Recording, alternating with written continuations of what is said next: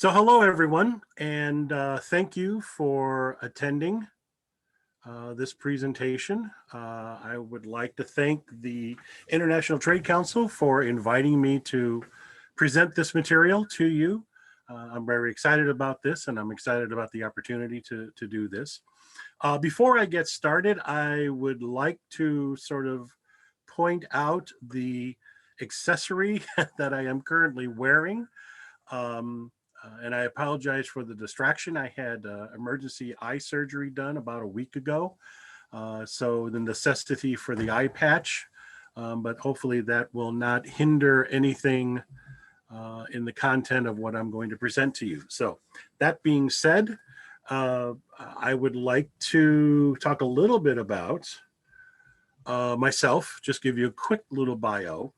I've been an entrepreneur since approximately 1993, and my entrepreneurship has spanned many different professions: music performance, recording, and music management, freelance graphic arts.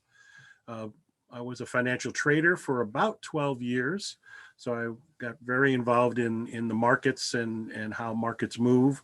And then my current iteration of my career is as an executive coach. I'm a certified professional coach, and I work with businesses, executives, and entrepreneurs. That prior to my world as an entrepreneur or my journey as an entrepreneur, I was a computer programmer and systems analyst, and also involved in inside and outside sales, primarily in computers, oddly enough. And then finally, I do hold a degree from North Park University in business administration, and I specialized or emphasis in finance and accounting, computer science, and music. I say this not to brag in any sense, but to give you a sense that this is a very personal discussion for myself. I've been an entrepreneur. I've been in the seat that many of you might be in as far as starting up a business and getting it up and running.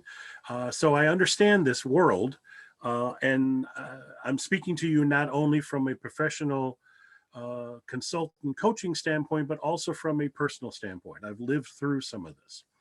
So let's start it. So let's begin here. So starting a business is probably one of the greatest adventures you can possibly embark upon. And the reason for that is that it's exciting. You're creating a dream. And it's very empowering.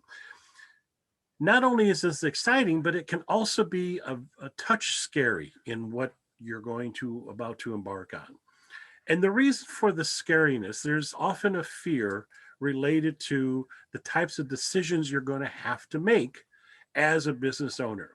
Now, these decisions you might be incredibly comfortable with given whatever business background you have, or it might completely take you out of your comfort zone, which is in part what businesses and running a business is all about. So you're going to have to make decisions on marketing. You're going to have to make decisions on your cash flow, budgets, balance sheets, things of that nature, because your money is what fuels your business. It's the gas that you're giving your business to do something. You're going to have to make decisions on sales. Who is your ideal client? Where are they found? How are you going to have that sales process? What do you from point of sale to delivery of goods and services? You're going to have a conversation on who is your ideal client. What is the unique problem that you're solving for your clients that no one else is doing? And then where do you find those people? That's part of this decision process. As you start growing your business, you're going to have to make decisions around the personnel, the people that are going to help you do this, help you move forward. And then finally, technology.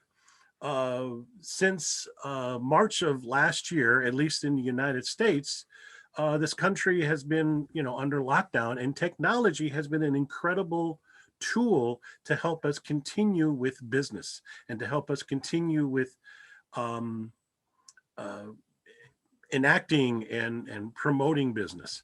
But technology isn't uh, can also be one of those incredibly uncomfortable arenas, because unless you're, in computers or have been involved in computers for any length of time, it often is like a foreign language for a lot of people. So in this work, in the summit that you're going to be, attending, or that you have attended, where, there are a lot of incredible resources that will be available to you. And these resources are, by all means, you should explore them, you should look after them, you should get a sense of them. Unfortunately, resources are not solutions to problems. And the reason they're not solutions is that they don't address something that you are uniquely challenged with at this particular at any point in time. A resource only becomes an answer when you've identified, this is what I need. So in starting your business, we often are really scared about the decisions we're making. And it's not necessarily, that there are a plethora of decisions that you need to make, but it's decisions you need to make first. What is the next decision that makes the most amount of sense? So there is something called the order of decisions. And when knowing what you're going to do for marketing, for cash flow, for your customers, for your sales, these are all decisions you need to make. But in what order do you need to make them? So it becomes obvious that, if you don't know who your customers are, you can't very well sell to them. So maybe identifying your customer is a decision that you need to make prior to what's your sales process and how you're going to handle those customers. Your customers may also dictate what is the sales process and how they want to be uh, taken care of, which is part of customer support and customer service. So before you make any decisions, you need to really have, and this is the beginning of all of what we're talking about, you need to have a conversation with yourself around, well, what's the goal of my business? What is it that I'm trying to do? What's the purpose of my business? And also, the vision, what is, or the mission of my business? What is the mission that I want to promote? All of these things lead to a vision of your business, the reason for all decisions in your business. And let it be known from the very beginning here that there is no right vision. I am reminded of the story from Alice in Wonderland, when Alice meets the Cheshire Cat for the very first time. And the Cheshire Cat says, well, little girl, where do you want to go? And Alice says, I have no idea. And the Cheshire Cat replies, well, if you don't know where you want to go, it doesn't really matter which direction you want to go in. And we can't have that in a business. We can't have this ambiguity around what it is that you're doing and where you want to go and how you want to do this. So vision starts with and is fed by your passion. What it is that you're excited about, what it is that drives you, what it is that gets you up in the morning and moves you forward. Your passions are fed by the aspirations, the things that you want to accomplish, the things that you want to move forward in what you're doing. And finally, aspirations are also what feed your motivations, how you move forward, what it is, the why, in essence, of why you have a business and why you're moving and why you're creating this thing. So visions inform the business decisions that you're going to make. They are, in essence, the root of all decisions moving forward. So that we're not, we're looking at this from like an inverted pyramid. So your vision is up here, and then you have this inverted pyramid. And the clearer you can make this vision at the top, the easier it is for you to define, well, where are the steps that you need to get to this vision? Because if it's up here, your decision that you're making at the bottom here is either going to project you towards that vision or it's going to take you off in the tangent. And oftentimes what happens to a lot of entrepreneurs is those tangents, what I often call the shiny distraction in the corner of the room, can at the moment seem like, well, that seems like a really good idea. Let me go explore that. But they can also be a huge distraction from where you want to accomplish and can throw you off track. So these distractions are often merely a sideshow or a tangent to where you want to be. And they're often an unconscious decision to where you want to be. So to understand the vision, to have that really clear in what you're trying to do, informs how that decision you're making at this moment is going to lead you to that decision, making it a conscious choice and not a distracted choice. The other thing about visions, so we want to have clarity. We want to have clarity of vision. When I've worked with clients in the past, the clarity of vision is an incredible important part of what we do and what we're trying to accomplish. So there are four, what we're going to talk about, I'm going to briefly talk about four activities that I do with a client when we talk about the vision. So clarity of vision is incredibly important. And the reason is that the clarity of vision starts addressing some very fundamental things, and four things that we're going to talk about. One is money. You need to have money. Money is the fuel by which your business is going to move forward. I often use the analogy of, imagine the most expensive sports car that you ever wanted to drive, and it's sitting on your driveway. Did you buy that expensive sports car to simply have it sit on your driveway, or did you buy that expensive sports car to do something, to actually go somewhere? You didn't buy the sports car to just put gas in the tank. You bought the sports car to put gas in the tank and then go somewhere. Well, this is the same idea around funding of your business. Money is the fuel by which your business moves forward. It's the fuel by which you're going to actually get things and do things and make and accomplish things.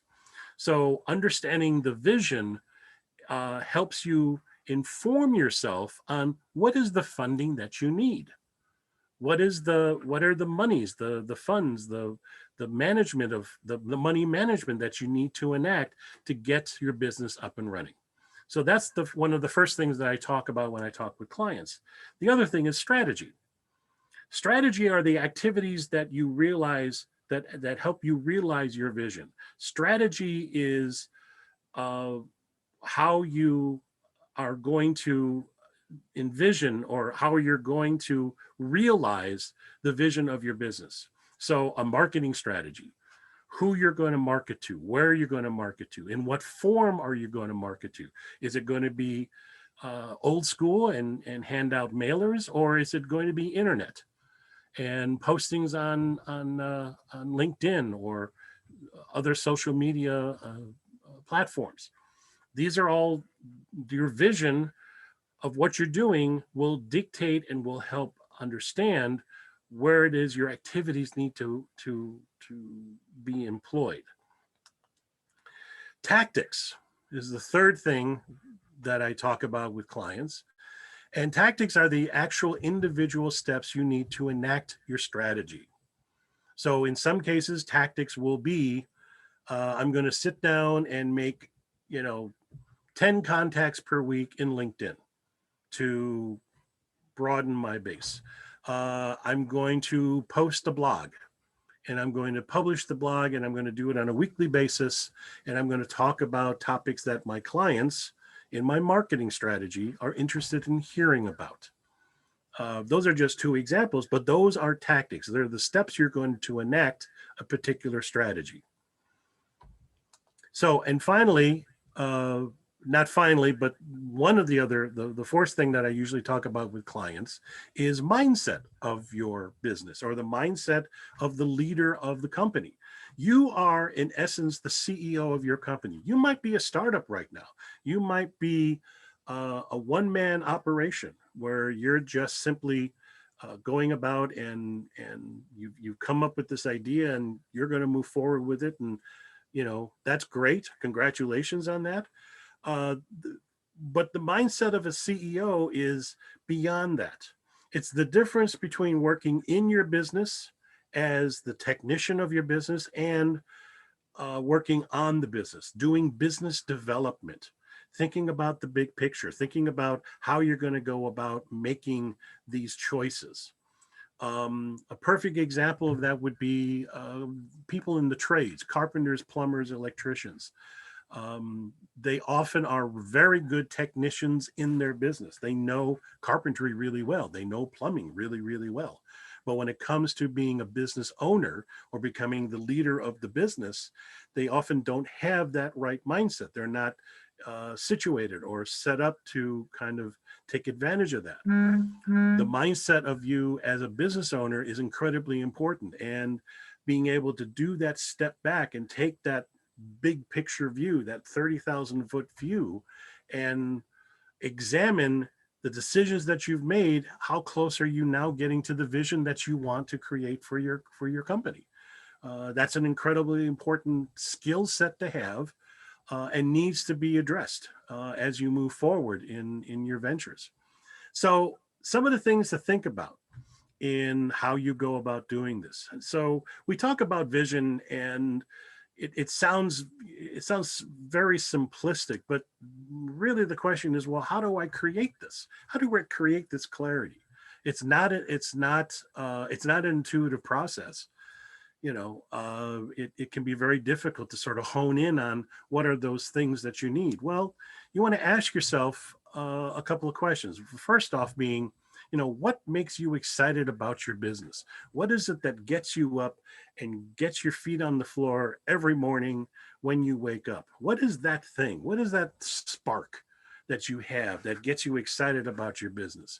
That's something to tap into, because that will help promote what it is you're passionate about, and can lead to the aspirations and the motivations for what it is you're trying to create. Speaking of, what's the difference your business is going to make to your community?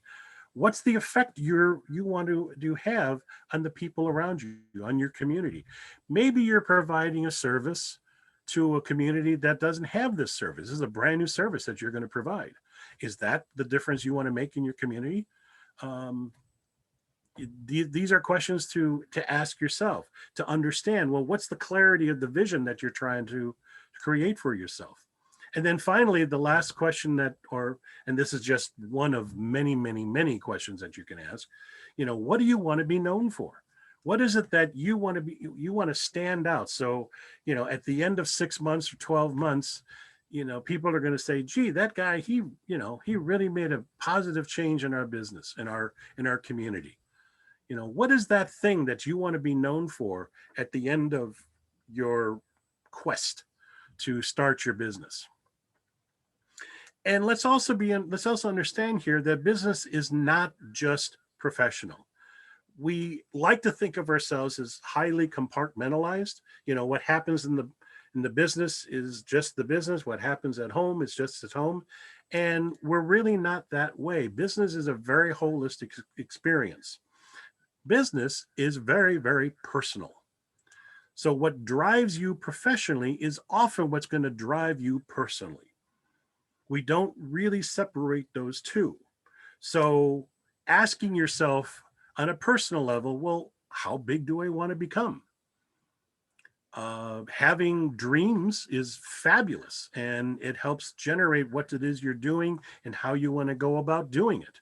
I've worked with a client who is a plumber, and one of our first conversations is that Mark, he says to me, Mark, I'd like to get to the level of being like a general contractor, where I can take on jobs. I'll do the plumbing end of it, but I'll have these, be able to do these other things. And I said, that's great, fabulous. Let's work on that as your vision. After he thought about it, he said, you know what? I think what I really need to do, what my near-term vision really needs to be, is I need to have a top-flight plumbing organization to know that I have the best plumbing business available. So what that says is that, having dreams is fabulous. Having visions are adaptable. which is sort of the beauty of having visions, is that this is an adaptable thing. It doesn't have to be a set in stone. We're not, writing this in tablets. A business is a growing entity. It's almost like its own living being. So understanding that is incredibly important. And also then asking yourself, what do you personally want to experience by having this business? As I said in the example about, oftentimes people will say, well, to make money, that's really not a reason to have a business. You're not having a business just to make money. You're having a business to make money, to do something, to affect something, to make a change, to introduce maybe a brand new product, or some innovative process that hasn't existed before. That's the experience you want. And that's an incredibly personal thing. And it's also incredibly uh, uh, gratifying to be able to say this. So, make a mental list for yourself. What are the 20 material experiences you want to accomplish? Maybe it's travel, maybe it's recreation, maybe it's hobbies, maybe it's charitable giving. That's certainly, a worthwhile aspect to all of this. So the idea is that, business is not, it's not a one-off thing. It's a breathing entity. And we need to understand that as the leader of this business, we are growing within that entity, and we're creating the business that is going to hopefully outlast us and move on beyond what we're doing. So that is my presentation. I again thank you greatly for your time and attention. This is my contact information. If you would like to reach out to me and and continue the conversation about your particular needs as a business owner, or growing a business, I would welcome that conversation. Just shoot me an email at mark@markfechner.com. And I thank you again for your time, and I look forward to hearing from you. Have a great day, and talk to you soon.